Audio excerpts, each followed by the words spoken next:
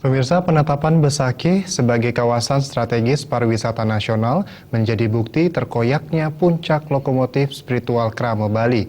Hal tersebut ditegaskan mantan petinggi Bank Indonesia, Gede Made Satguna. Tentu hal itu bagus, apalagi wilayah itu Pertama, tujuan reklamasi adalah...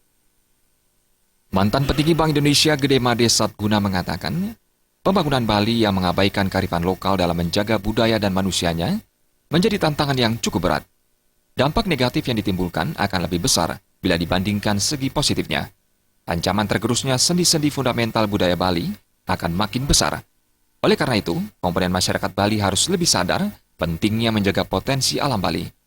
Penetapan Besakih sebagai KSPN menjadi bukti terkoyaknya puncak lokomotif spiritual Krama Bali.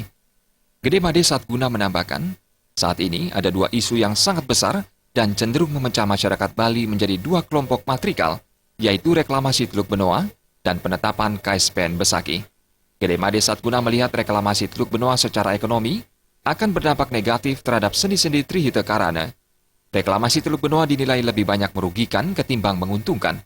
Manfaat untuk investor mungkin lebih besar, tetapi bagi orang Bali menjadi sangat dirugikan. Dampak yang ditimbulkan bagi lingkungan fisik juga lebih besar. Kalau yang Teluk Benoa ini saya jelas sekali melihat, itu externalities namanya dalam ekonomi itu. Dampak negatifnya terhadap sendi-sendi Trihita Karana, terhadap pelemahan, terhadap pawongan, dan terhadap perayangannya, itu besar sekali. Jadi kalau dalam bahasa saudara-saudara kita di Jawa, manfaat dan mudaratnya itu nggak sebanding sama sekali. Manfaatnya nggak seberapa untuk orang Bali, mungkin untuk investor mungkin besar ya. Tapi untuk orang Bali itu terlalu kecil manfaatnya, tapi mudaratnya luar biasa besarnya. Tokoh masyarakat Bali, Suparta Jelantik mengatakan, rencana reklamasi Teluk Benoa akan menghilangkan sendi-sendi potensi budaya Bali, seperti subak dan lainnya. Reklamasi Teluk Benoa juga bertolak belakang dengan pariwisata budaya. Reklamasi justru akan mengarahkan Bali menuju pariwisata massal. Kita percaya bahwa alam Bali ini adalah berbeda dengan alam-alam di tempat-tempat yang lain.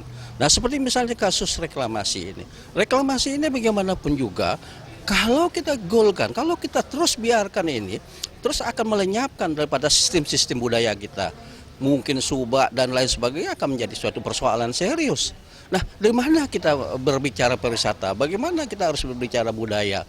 Kalau satu persatu sudah pondasi agama kita sudah dihabiskan secara sistematik. Suparta Jelantik menambahkan, pembangunan yang dilakukan dengan cara reklamasi Teluk Benoa harus diwaspadai karena akan menggerus masyarakat Bali. Pembangunan secara sistematis akan menghilangkan warisan yang dimiliki Bali. Kalau dibiarkan akan menghancurkan Bali, untuk itu semua tokoh Bali harus berjuang dalam menjaga budaya Bali.